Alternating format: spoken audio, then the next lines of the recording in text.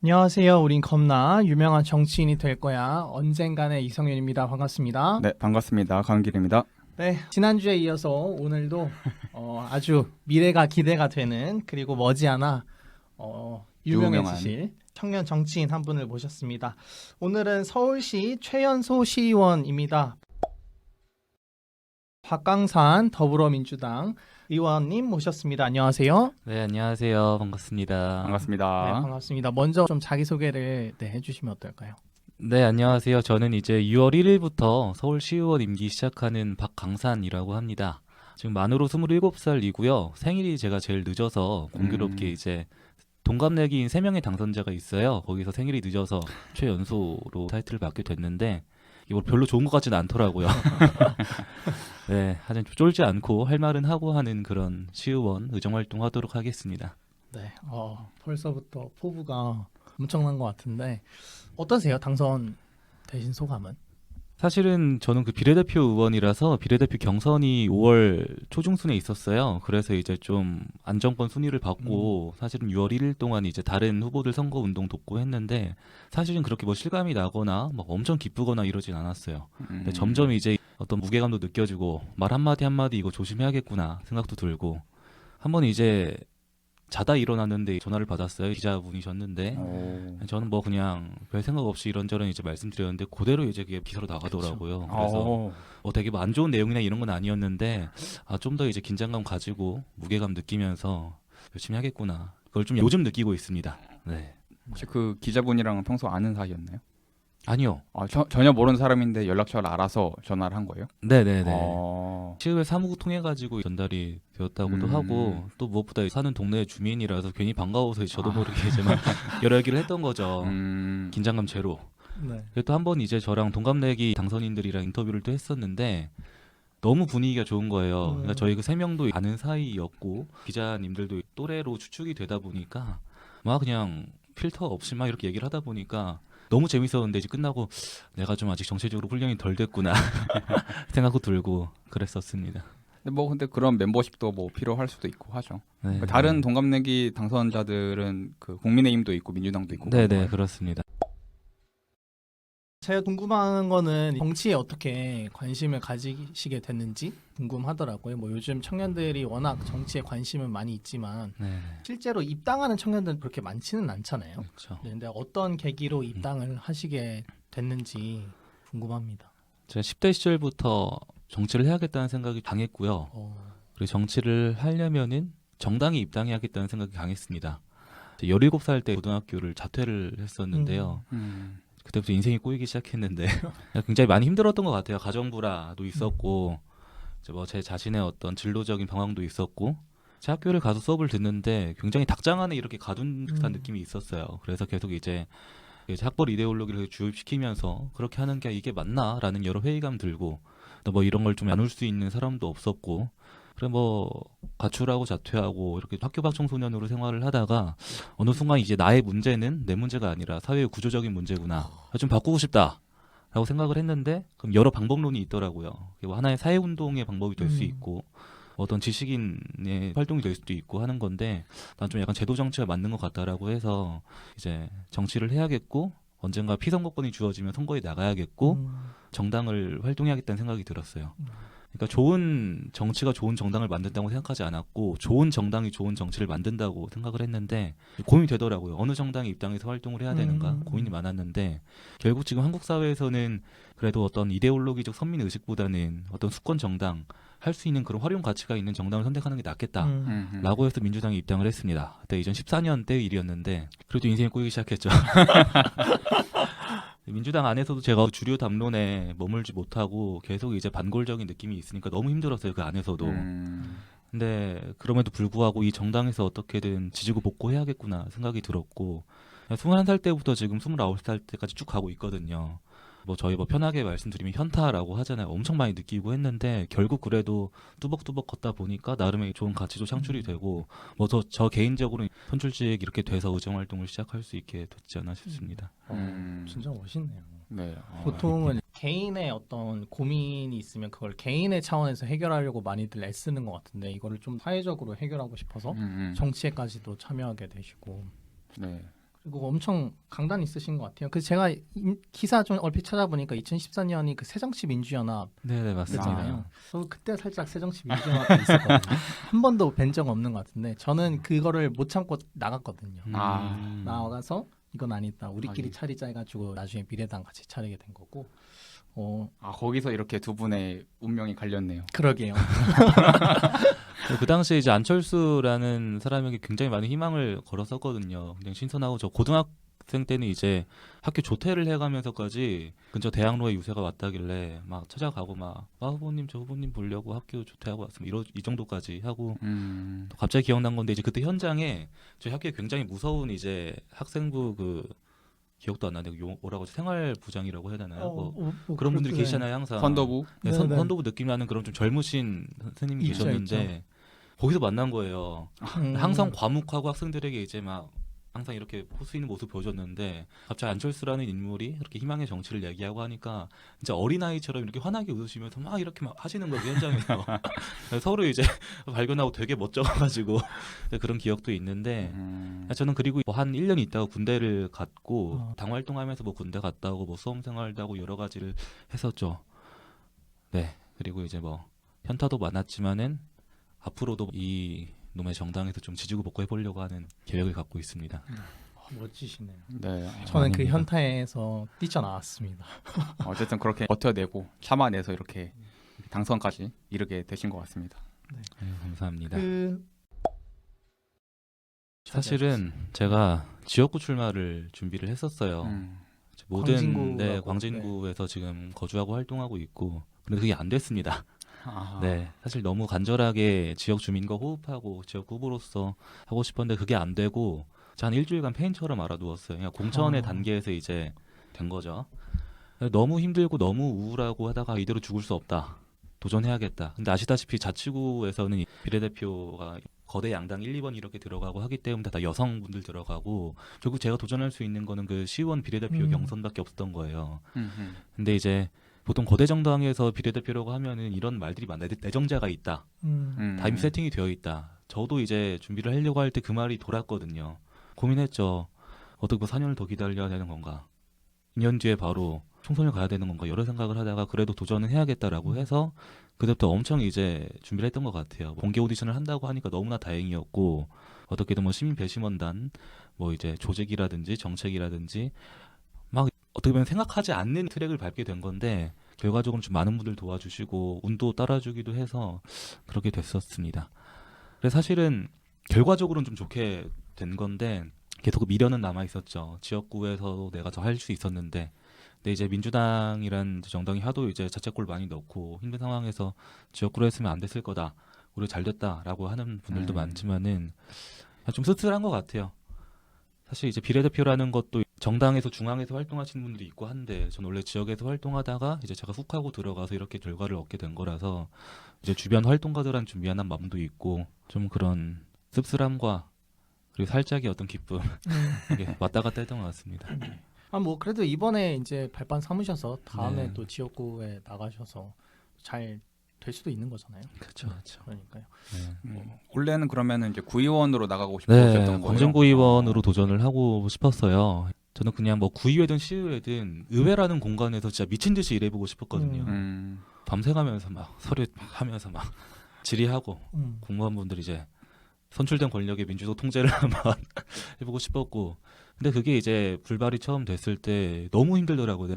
저도 그래도 나름 이제 20대들 저희 활동가들 민주당에서는 나름 이제 고인물 화석 오래된 이런 조상 느낌인데 나도 이렇게 그래요? 뭐 서류 한번 못 내고 이렇게 좌절당하는데 그 이제 20대 초반 애들 이게 아시겠지만 정당 활동이 어떤 뭐 무급 열정페이 막 이런 게 많잖아요.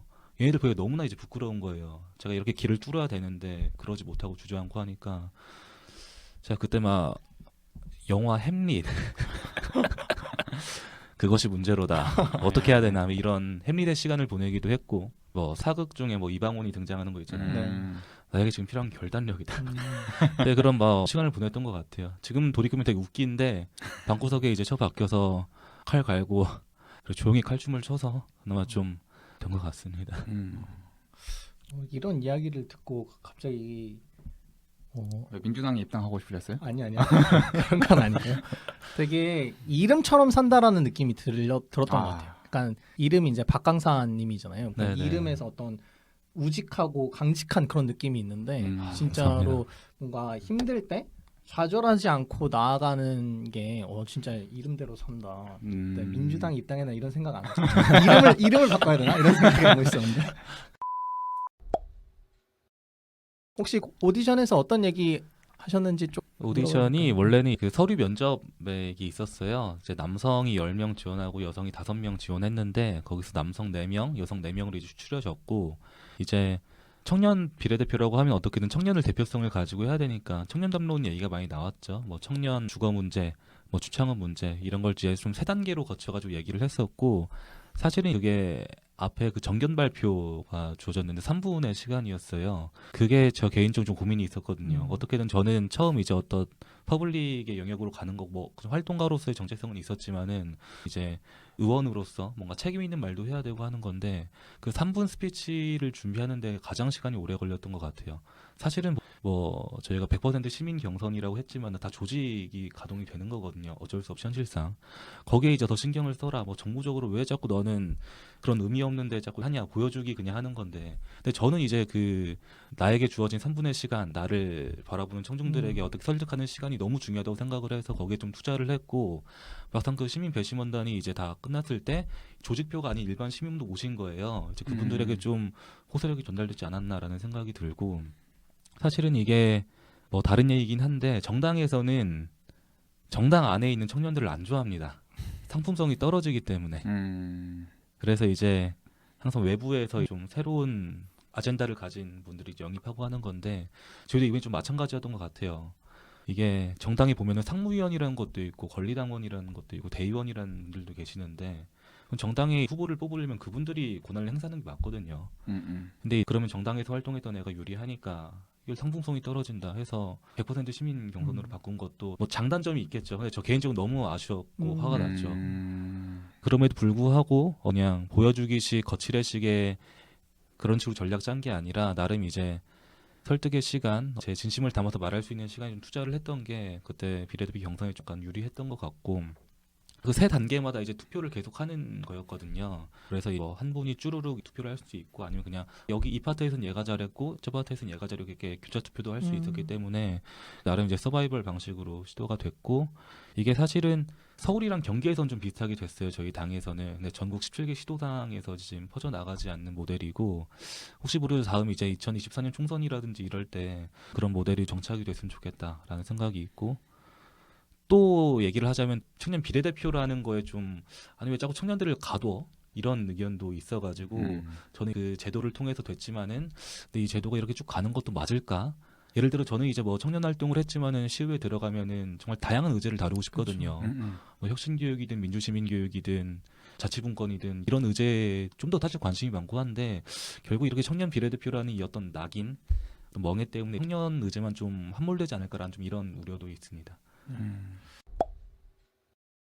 이제 7월 1일 다음 주면은 임기가 시작을 하잖아요. 네네. 어떤 일 가장 먼저 해보고 우선 싶으세요? 이제 상임위원회가 결정이 돼야 되는데 그게 결정이 안 됐습니다. 그리고 이제 초선 비례는 항상 이제 어떤 원하는데 가는 것도 어렵게 해서 다만 제가 화두로 삼고 있는 게 어떻게 하면 더 좋은 민주주의 소수의 어떤 그룹만의 담론이 아니라 진짜 일반 주민들 하루하루 바삐 살아가는 분들이 관심을 가지고 뉴스도 보고 선거 때는 투표도 하고 어떻게 하면 그런 효능감을 줄 수 있을까가 고민인데 결국 그거는 민주주의를 좀 잘게 쪼개는 게 맞다고 보거든요. 예를 들어 뭐 국회가 있으면은 시의회가 있고 시의회 밑에 이제 구의회가 있고 구의회 밑에 동의회가 있어야 된다고 보거든요. 근데 이 동의회의 역할을 할 수 있는 게 지금 주민자치회가 이제 주민자치위원회에서 주민자치회로 보다 자율성을 가지고 주민들이 할 수 있는 이 주민자치회 모델이 좀 정착이 된다고 보는데 사실 지금 보면은 뭐 서울뿐만 아니라 전국에서든 굉장히 기득권화가 되어 있어요.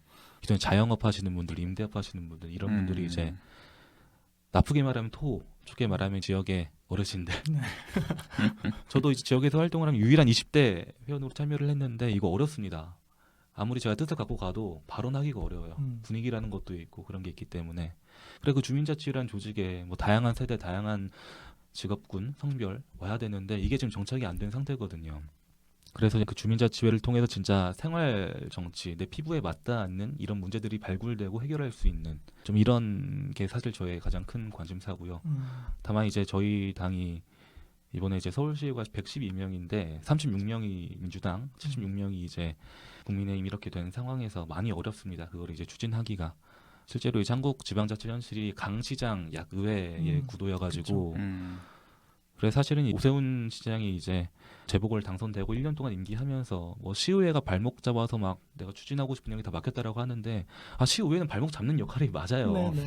그렇죠. 근데 이제 그 힘의 균형이 무너졌다고 봐서 사실은 제가 추구하는 가치가 많이 어렵죠. 근데 그럼에도 불구하고 스크럼 짜가면서 계속 한번 노력해 볼 생각입니다.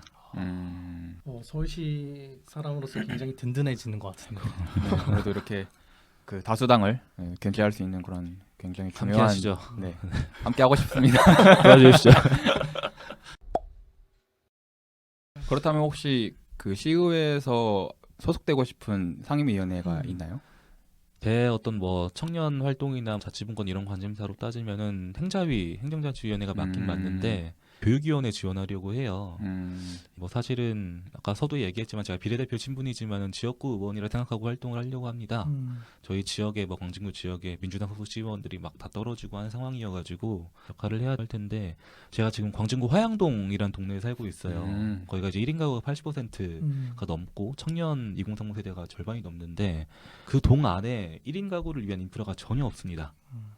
뭐 공유 공간, 공유 창고, 뭐 이제 스터디할 수 있는 뭐 그런 것도 없고 각자 도생하는 거죠 청년들이. 거기가 이제 뭐 세종대학교, 건국대학교가 있어가지고 지방에 상경한 청년들 되게 많고 하는데 그 동네에 지금 초등학교가 하나 있는데 거기가 지금 폐교의 단계를 밟고 있어요. 왜 사람이 적어서요? 예. 그래서 이제 그 부지를 어떻게 활용할 거냐가 문제인데 이게 교육청 소관이라서 결국 교육청 공무원들이랑 이제 그런 걸 해야 돼서 결국 교육위원회 상임위로 가는 게 좀 맞다는 생각이 좀 들었고 1인 가구를 위한 어떤 통합지원센터든 이런 걸 좀 추진해보고 싶어요. 제가 행정가의 역할은 아니지만은 입법가로서 지역 활동가로서 항상 머리에 그렸던 구상이 있고 해서 좀 이제 그게 관심이다 보니까 원래는 행자위에서 활동하고 싶다는 생각 들다가 교육이 가야겠구나 생각이 또 들었고 뭐 제가 또 개인적으로 이제 학교반 청소년이었고 대안학교 출신이거든요. 고등학교 졸업하고 바로 대안학교를 갔었습니다. 대학 과정에 뭐 대안교육, 뭐 혁신교육, 민주시민교육, 평생교육 이런 쪽에 관심이 있다 보니까 교육위원회에서 나의 어떤 밸류를 끌어올릴 수 있고 좀 잘 해볼 수 있겠구나 생각이 드는데 이것도 보내줘야 가는 거잖아요. 되게 그 목표와 그 목표를 실행하기 위한 그 계획들이 굉장히 구체적이네요. 얘기를 하시니까 생각이 나는데 청년 비례대표 공개 오디션 때도 네네. 그 역세권 청년 주택과 그 청년 주거 문제에 관련해서 얘기를 많이 하셨잖아요. 네네. 그게 어떤 그 자기의 실제 당사자성과 관련된 그런 경험들이 있어서 그런 얘기를 하셨던 건가요? 그렇죠. 저는 아까 말씀드렸지만 이제 고등학교를 자퇴하고 처음 이제 고시원살이를 해봤어요. 그때는 이제 뭐 이제 고향에 있는 곳이었는데 그때 저는 근데 느꼈던 게 나만의 공간이 생겼다라는 게 너무 좋았거든요. 근데 이것도 이제 한두 번 이제 17대부터 뭐 10년 넘게 이제 막 혼자 생활하다 보니까 무뎌짐과 이제 어떤 외로움, 공허함. 뭐 제가 한번 코로나 걸렸을 때도 이제 당장 어떻게 이렇게 뭐 구급 약이라든지 이런 것도 할 수 있는 그런 그때 당시에 좀 행정 지원도 부족했거든요. 뭐 그런 것도 있었고 뭐 어디 뭐 다치거나 아플 때는 혼자 알아눕고 이런 뭐 고독의 시간이 많았죠. 근데 서울 올라와서는 이제 왜 이렇게 비싸 그 말도 안 되게 이제 보증금 월세 이런 게 너무 힘들었고 결국 아까 말씀드렸다시피 저 개인의 문제에서 시작하는 것 같아요. 뭐 어떻게 보면 저는 부적응자였고 교육제도의 부적응자였고 뭐 이단아였고 근데 이제 결국 돌고 돌아서 다시 제도권 대학에 입학하고 대학원까지 이렇게 간 케이스인데 그래서 경계인의 위치에 있다 보니까 보이는 것 같아요. 역세권 청년주택을 바라보는 뭐 저희 청년 활동가들이 관점이나 좀 이제 기성세대의 입장이나 다 보고 하니까 그 과정에서 저만의 어떤 생각의 체계를 가지고 하는 게 있어서 결국 당사자 정치에 대해서 뭐 반감의 목소리도 있지만은 전 필요하다고 보고 계속 화두를 던질 생각입니다.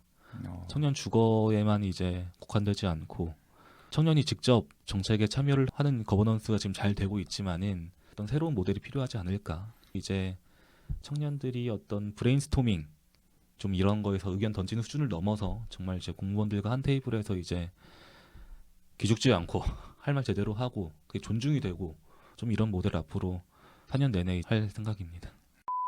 미래당은 이번에 다 지역구에 출마를 했거든요.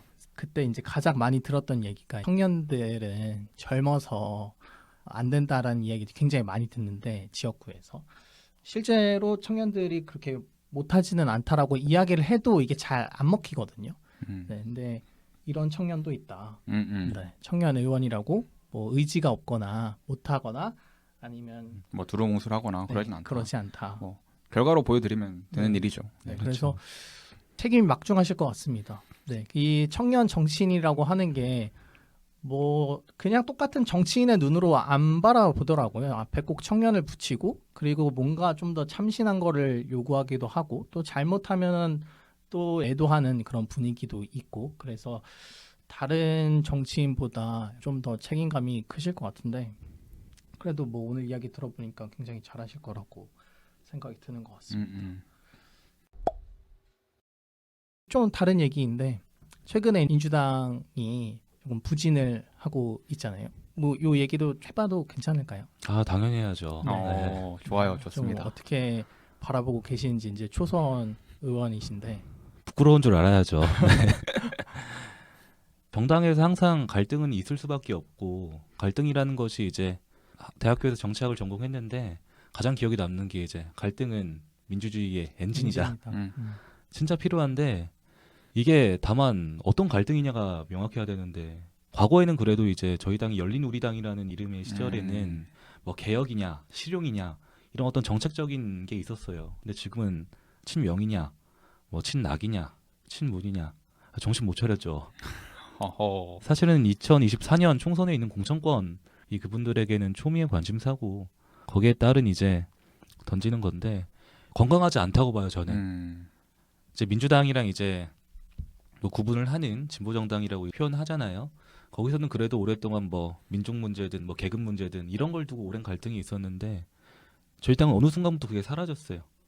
뭐 리버럴 노선을 갈 것이냐, 3인주의에 가까운 그런 단대한 진보의 노선을 갈 것이냐라는 게 하부 구조에서도 없어요. 지금 배지를 단 국회의원들의 어떤 담론 밑에 뭐 그런 스터디 하나 없고 대학생위원회 청년위원 조직이 있지만은 그런 진지한 성찰이 없어요. 뭐 젠더 문제 관련해서도 톡 까놓고 뭐 이렇게 앉아서 팟캐스트라든지 이런 걸 당원들이 해본 경험이 없습니다.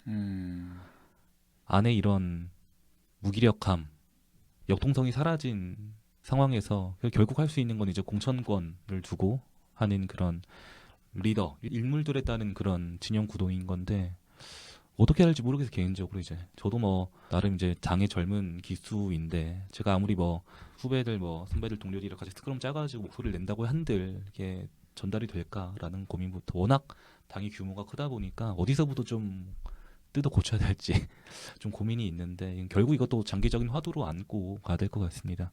사실은 뭐 지금 86세대에 대한 비판도 있지만은 86세대를 비판하는 그 뭐 97 그룹이라 요즘 얘기하더라고요. 90년대 뭐 학번 70년대 출생. 근데 이분들도 뭐 던지는 비전이나 담론을 제가 모르겠어요. 구체적으로 뭐가 있는 건지 86세대가 뭐 어떤 낭만적 민족주의에 입각한 통일 담론이나 너무 뭐 정치를 선하게 이분법으로 본다. 뭐 이런 비판도 할 수 있겠지만은 세대 교체를 말하면은 그 내용이 있어야 되는데 내용이 찾기가 어렵더라고요. 생물학적 젊음을 앞세우는 게 아니라 다른 세계관으로 다른 정치적 비전을 얘기해야 되는데 그게 지금 안 보이는 상황에서 자꾸 막 세대 교체 얘기하는 것도 결국 레토릭이고 되게 소모적인 거고 아쉽죠. 과거에 71년 대선에서 앞두고 신민당 정당에서 삼김 그 이전의 시대 김영삼, 김대중, 이철승이 이제 막 40대 기술은 얘기했잖아요. 그때는 그래도 비전이 확실히 있었거든. 되게 단순한 비전. 되게 우리 젊다. 바꾸고 싶다. 독재 맞서 싸우려면 젊은 정치인들이 붙어야 된다. 근데 이 선명하고 간결한 비전이 있었기 때문에 그게 먹힌 건데 지금은 86 청산을 얘기하지만은 그 이후에 어떤 간결하고 선명한 없고 그러니까 되게 좀 회의감이 있는 것 같습니다. 개인적으로. 뭐 저도 뭐 정치가 젊어지고 하면 좋을 텐데 비전이 없는 상태에서 막 막무가내로 지지를 할 수는 없으니까 고민입니다. 그래서 저희가 8월 달에 전당대회가 있고 한데 한번 답을 찾아 만들어 가야죠. 많은 시민분들 소통하고 좀 알려주십시오. 어떻게 하면 좋을까요? 민주당 살리기. 이미 저희는 저희 살기도 지금 네. 갑갑해서 지금 미래당보다 좀 살아야 돼서.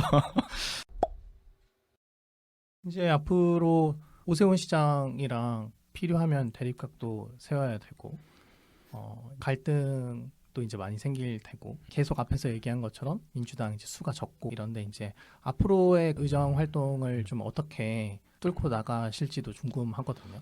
이 상태로 이제 4년을 보내셔야 될 텐데. 네.